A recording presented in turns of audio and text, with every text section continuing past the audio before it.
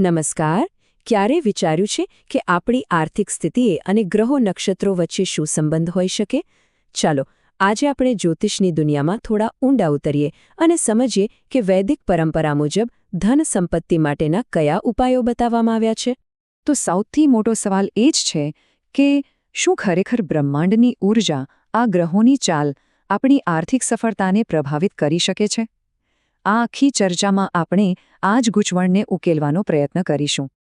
હવે જુઓ, સીધા ઉપાયો પર જતા પહેલા એ સમજવું જરૂરી છે કે આખી વાતનો પાયો શું છે. એટલે કે જ્યોતિષમાં ધન સંપત્તિનો સંબંધ કોની સાથે છે, કયા ગ્રહો, કયા ભાવો? ચાલો પહેલા એ જાણીએ. જ્યોતિષમાં ધન માટે બે મુખ્ય ગ્રહો છે. એક છે શુક્ર. શુક્ર એટલે શું? લક્ઝરી, ભૌતિક સુખ, વૈભવ. અને શુક્રવાર તો માં લક્ષ્મીનો દિવસ છે, એટલે કનેક્શન તો સીધું જ છે. બીજી બાજુ છે ગુરુ, જે ફક્ત ધન નહીં પણ જ્ઞાન અને સૌભાગ્ય પણ આપે છે. એટલે કે એક વૈભવનો કારક છે અને બીજો સ્થિરતાનો. સાચી સમૃદ્ધિ માટે આ બંનેનું બેલેન્સ હોવું ખૂબ જરૂરી છે. ગ્રહોની સાથે સાથે કુંડળીમાં ધન માટેના ખાસ ઘર એટલે કે ભાવ પણ હોય છે. બીજો ભાવ, આ છે આપણી સેવિંગ્સ, આપણું બેંક બેલેન્સ. પછી આવે છે 8મો ભાવ, જે અચાનક મળતા લાભ બતાવે છે, જેમ કે લોટરી કે વારસો. અને 11મો ભાવ એ આપણી રેગ્યુલર ઇન્કમ અને નફાનું સ્થાન છે. ચાલો, થિયરી બહુ થઈ. હવે સીધા આવીએ પ્રેક્ટિકલ ઉપાયો પર. અને એમાં સૌથી પહેલું અને સૌથી શક્તિશાળી શું છે? પૂજા અને મંત્ર જાપ. શુક્રવારની સાંજે એક સરળ પણ ખૂબ અસરકારક પૂજા કરી શકાય છે. ઘરમાં ઘી કે તલના તેલનો દીવો કરો, માં લક્ષ્મીને લાલ ફૂલ અર્પણ કરો અને ભોગમાં જો ખીર હોય તો શું કહેવું? છેલ્લે ઘરના મુખ્ય દરવાજા પર હળદરથી એક નાનકડો સ્વસ્તિક બનાવો. બસ આટલું કરવાથી ઘરમાં સકારાત્મક ઊર્જાનો પ્રવાહ વધે છે. અને હા, સમયનું પણ ખાસ મહત્વ છે, જેને કહેવાય છે ગોધુલી બેલા. આ એટલે સાંજનું એ સમય જ્યારે દિવસ પૂરો થતો હોય અને રાતની શરૂઆત થતી હોય. માન્યતા છે કે આ સમયે માં લક્ષ્મી પૃથ્વી પર ભ્રમણ કરવા નીકળે છે. એટલે જ એ સમય ઘરના દરવાજા ખુલ્લા રાખી દીવો પ્રગટાવવાથી તેમની કૃપા સીધી ઘરમાં પ્રવેશે છે. હવે વાત કરીએ મંત્રની શક્તિની. ઓમ શ્રીમ મહાલક્ષ્મીએ નમઃ. આમાં લક્ષ્મીનો મુખ્ય બીજ મંત્ર છે. આમાં જે શ્રીમ શબ્દ છે ને, એ જ સમૃદ્ધિનું બીજ છે. તેની વાઇબ્રેશન જ ધનને આકર્ષે છે. રોજ સવારે 108 વાર આ મંત્રનો જાપ કરવાથી અદ્ભુત પરિણામો જોવા મળી શકે છે. લક્ષ્મીજીની સાથે ધનના રખેવાળ કુબેરદેવ અને સૌભાગ્યના કારક ગુરુને પણ પ્રસન્ન કરવા જરૂરી છે. કુબેર મંત્ર પૈસાના પ્રવાહને વધારે છે, નવા રસ્તા ખોલે છે.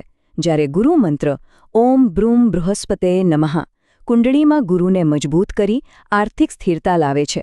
મંત્રો તો ધ્વનિની શક્તિ છે, પણ શું એવી કોઈ ભૌતિક વસ્તુઓ છે જે ધનને ચુંબકની જેમ ખેંચી શકે? હા, બિલકુલ. એને કહેવાય છે યંત્ર.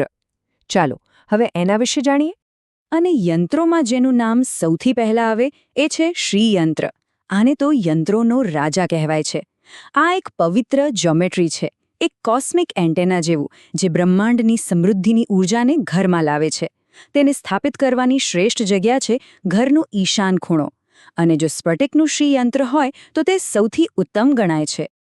હવે એક ખૂબ જ પ્રચલિત અને સરળ ઉપાયની વાત કરીએ, અને એનો સંબંધ છે આ નંબર સાથે, 11. શાસ્ત્રોમાં 11નો આંકડો ખૂબ જ શુભ ગણાય છે. આ ઉપાયમાં 11 પીળી કોડીઓ અથવા તો ગોમતી ચક્રનો ઉપયોગ થાય છે. તો કરવાનું શું છે? આ 11 પીળી કોડીઓ કે ગોમતી ચક્રને શુદ્ધ કરીને પૂજામાં રાખો. પછી એને એક લાલ રંગના કપડામાં બાંધીને એક પોટલી બનાવી લો. આ પોટલીને તિજોરીમાં કે જ્યાં પણ પૈસા રાખતા હોઈએ ત્યાં મૂકી દેવાથી ધન આકર્ષાય છે અને બરકત આવે છે, એવી દ્રઢ માન્યતા છે. જુઓ, વાત ફક્ત પૂજાપાઠ કે યંત્રો પૂરતી સીમિત નથી. આપણું ઘર અને આપણા કર્મો, આ બંનેની પણ આપણી આર્થિક સ્થિતિ પર બહુ ઊંડી અસર પડે છે. ચાલો એ પાસાને પણ સમજીએ. વાસ્તુની કેટલીક નાની નાની વાતો પણ મોટો ફરક પાડી શકે છે. સૌથી પહેલો નિયમ, સ્વચ્છતા. કહેવાય છે કે જ્યાં સ્વચ્છતા ત્યાં જ લક્ષ્મીનો વાસ. બીજી વાત, સાવરણીને ક્યારેય ખુલ્લી જગ્યાએ ન રાખવી. અને હા, તુલસીના ક્યારે રોજ ઘીનો દીવો કરવો, એનાથી વધુ પવિત્ર શું હોઈ શકે? અને હવે સૌથી મહત્વની વાત, કર્મ. આપણે જે આપીએ છીએ એ જ પાછું મળે છે. શુક્રવારે દૂધ, ચોખા જેવી સફેદ વસ્તુઓનું દાન કરવાથી કુંડળીમાં શુક્ર બળવાન બને છે. ગાયને ગોળ રોટલી ખવડાવી કે પક્ષીઓ માટે દાણા નાખવા, આ નાનકડા લાગતા કાર્ય આપણા કર્મોના ખાતામાં પુણ્ય જમા કરે છે, જે આર્થિક અડચણોને દૂર કરવામાં મદદ કરે છે. સારું, અત્યાર સુધી આપણે જે પણ ઉપાયોની વાત કરી એ બધા સામાન્ય ઉપાયો છે. પણ એક વાત સમજવી બહુ જરૂરી છે. જેમ દરેક વ્યક્તિની ફિંગરપ્રિન્ટ અલગ હોય છે, એમ જ દરેકની કુંડળી પણ યુનિક હોય છે. એટલે જ વ્યક્તિગત ઉપાયો હંમેશા વધુ અસરકારક રહે છે. ચાલો એક ઉદાહરણથી સમજીએ. માની લો કે કોઈની કુંડલીમાં ધનનો ભાવ નબળો છે, તો એમને શુક્રને લગતા ઉપાય જેમ કે સફેદ કપડાં પહેરવા કરવાની સલાહ અપાય છે. પણ જો કોઈનો ગુરુગ્રહ નબળો હોય તો એમને ગુરુના ઉપાય જેમ કે પીળા વસ્ત્રો પહેરવા કે કેળાનું દાન કરવાનું કહેવાય. જોયું, સમસ્યા એક જ, પણ કારણ અને ઉપાય બંને અલગ અલગ છે. એટલે જ એ વાત ખાસ યાદ રાખવી કે આ બધી માહિતી એક જનરલ ગાઈડલાઈન જેવી છે.